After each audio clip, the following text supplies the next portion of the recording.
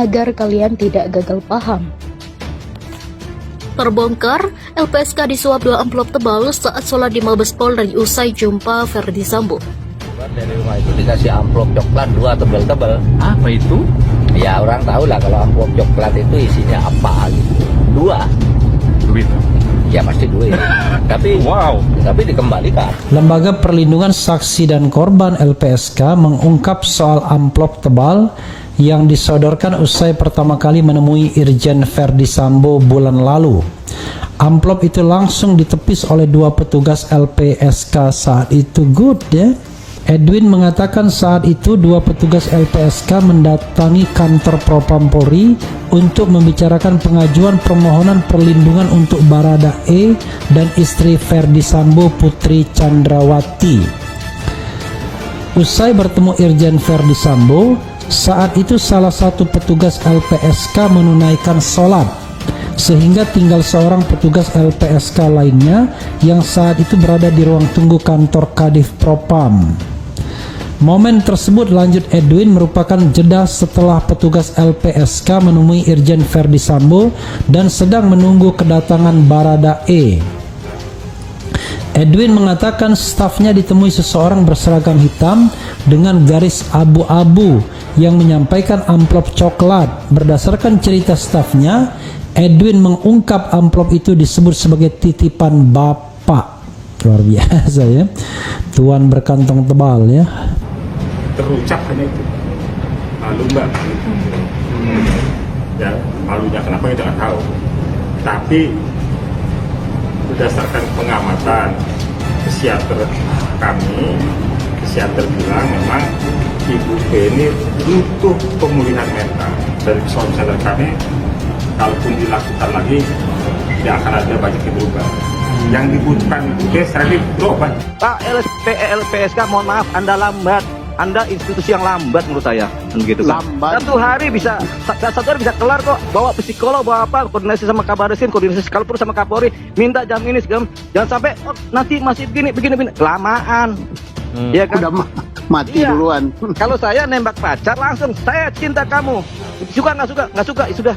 Ya kabur kan. Tapi saya langsung ngapain lagi saya lama-lama. Yeah. Cuma dia lihat ganteng kan, saya ganteng, ya jatuh cinta lah. Sama kayak gini, ya kan? Ini harus di 1 hari bisa, di 1 jam aja bisa sebenarnya. Soal amplop mengamplop ini ya tentu kaitannya dengan bagaimana tutup mulut kan begitu ya. Kaitannya dengan sebuah upaya untuk melakukan rekayasa. Nah pertanyaannya adalah apa kepentingan Putri Chandrawati meminta LPSK, ya kan? Nah, apakah dia ingin minta perlindungan dari kemungkinan dari siapa? Itu pertanyaannya. Itu pertanyaan kemarin itu, dari siapa? Dari siapa dia harus butuh perlindungan itu ya? Apakah dari pihak keluarga Brigadir J? Rasanya nggak mungkin, karena keluarga Brigadir J nggak punya kemampuan untuk retaliasi atau balas dendam misalnya dengan strict justice ya, pengadilan jalanan. Kalau polisi, dia istri polisi yang bisa melindungi ya. Padahal LPSK sendiri kalau dia melindungi juga minta bantuan petugas polisi. Nah, ini tentunya menarik. Banyak spekulasi ya yang sebenarnya akhirnya hanya berisi analisis saja. Audio Jungle.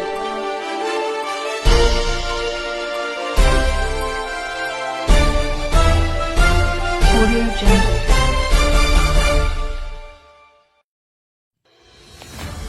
Terbongkar, LPSK disuap 2 amplop tebal saat sholat di Mabes Polri usai jumpa Verdi Sambo. Wakil Ketua LPSK Edwin Partogi Pasaribo mengungkap adanya pemberian 2 buah amplop tebal usai melakukan pertemuan dengan Irjen Pol Verdi Sambo Juli lalu di kantor Propam Polri, namun amplop tersebut tak sempat dibuka karena langsung dikembalikan kepada pemiliknya. Wakil Ketua Lembaga Perlindungan Saksi dan Korban, Edwin Partogi Pasaribo, mengaku adanya pemberian 2 amplop tebal usai bertemu Irjen Verdi Sambo pada 13 Juli 2022 lalu. Edwin mengungkapkan pemberian amplop itu dilakukan di kantor Propam Polri. 2 amplop tebal itu diduga berhubungan dengan kasus kematian Brigadir J pada 8 Juli 2022. Beberapa hari setelah kabar insiden penembakan yang menewaskan Brigadir C mencuat, pertemuan di kantor Propam pada 13 Juli 2022. Setelah pertemuan dengan Irjen Verdi Sambo dan jeda menunggu kedatangan Baradae, kata Edwin Partogi Pasaribu saat dikonfirmasi tribunnews.com Jumat 12 Agustus 2022. Saat itu, staf LPSK yang mendatangi kantor Propam berjumlah 2 orang sedang melakukan koordinasi dengan Irjen Pol Verdi Sambo terkait pengajuan permohonan perlindungan termasuk untuk Baradae. Edwin menyebutkan, peristiwa pemberian amplop itu terjadi saat salah satu staf LPSK sedang menunaikan ibadah sholat di Masjid Mabes Polri, sedangkan satu staf LPSK lainnya masih menunggu di ruang tunggu kantor Propam. Pada saat kesempatan tersebut, salah seorang staf berseragam hitam dengan garis abu-abu menyampaikan titipan atau pesanan Bapak untuk dibagi berdua di antara petugas LPSK, kata Edwin. Dia menyatakan, pesanan yang disampaikan itu berupa map yang di dalamnya berisi amplop berwarna coklat dengan ketebalan masing-masing amplopnya 1 cm.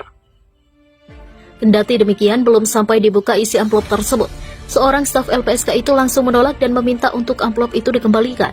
Staf tersebut menyodorkan sebuah map yang di dalamnya terdapat 2 amplop coklat dengan ketebalan masing-masing 1 cm, beber Edwin. Petugas LPSK tidak menerima titipan atau pesanan tersebut dan menyampaikan kepada staf tersebut untuk dikembalikan saja, sambungnya. Alhasil, Edwin mengatakan pihaknya belum dapat memastikan isi dari amplop setebal 1 cm yang diberikan oleh petugas berseragam itu kepada staf LPSK. Sebab, kata dia, pihak LPSK yang datang langsung ke kantor Propam itu sama sekali belum memegang amplop tersebut dan memilih langsung memerintahkan petugas tersebut untuk mengembalikan amplopnya. Nggak ada, sudah patut diduga langsung staf kami ditolak saja pemberian itu, ucap dia. Edwin juga menyatakan kalau dalam kondisi tersebut membuat staf LPSK merasa kaget dan shock, sehingga yang bersangkutan tidak sempat menanyakan lebih detail peruntukan memberi amplop coklat tersebut dan memilih langsung untuk mengembalikan. Dikasih begitu saja sudah bikin shock staf LPSK. Gak terpikir lagi untuk tanya detail dan tahu isinya apa, ujar Edwin. LPSK belum bisa buktikan kasus pelecehan, sementara itu terkait laporan tindakan kekerasan seksual atau pencabulan dalam rangkaian kasus pembunuhan Brigadir Nofriansah Yosua Huta Barat atau Brigadir J, LPSK masih mempertanyakannya. Wakil Ketua LPSK Edwin Partogi Pasaribu menyatakan sejauh ini pihaknya belum bisa membuktikan adanya laporan tersebut. Hal itu juga merujuk pada konferensi pers yang disampaikan Kapolri Jenderal Polisi Sigit Prabowo dan Menko Bidang Politik Hukum dan Keamanan RI Mahfud MD. Nah, itu dia. Tapi sejauh ini tidak ada terendus gitu, kata Edwin saat ditemui awak media di kantor LPSK Ciracas, Jakarta Timur, Kamis 11 Agustus 2022. Pernyataan itu didasari atas informasi yang didapat LPSK dari beberapa hasil pemeriksaan yang dilakukan. Kendati demikian, LPSK, kata Edwin, masih belum mau menyimpulkan terkait informasi yang didapati pihaknya itu, sebab sejauh ini pihak penyidik masih melakukan pendalaman. Terlebih dalam kasus ini, pihak kepolisian masih belum memutuskan dilanjut atau tidaknya laporan polisi tersebut. LPSK sudah mempunyai informasinya, tapi secara publik LPSK itu kan ada wilayah penyidik untuk memutuskan seperti apa proses hukum itu, gitu, kata Edwin. Jadi kami nggak mau mendahului penyidik dulu. Pengetahuan LPSK tentang itu sudah ada, tapi LPSK ya harus menahan diri karena itu kewenangan penyidik, katanya. Sebelumnya, LPSK mempertanyakan soal konstruksi perkara dugaan kekerasan seksual yang dialami istri dengan mantan Kadif Propam Polri Irjen Pol Verdi Sambo, Putri Chandrawati. Audio Jungle.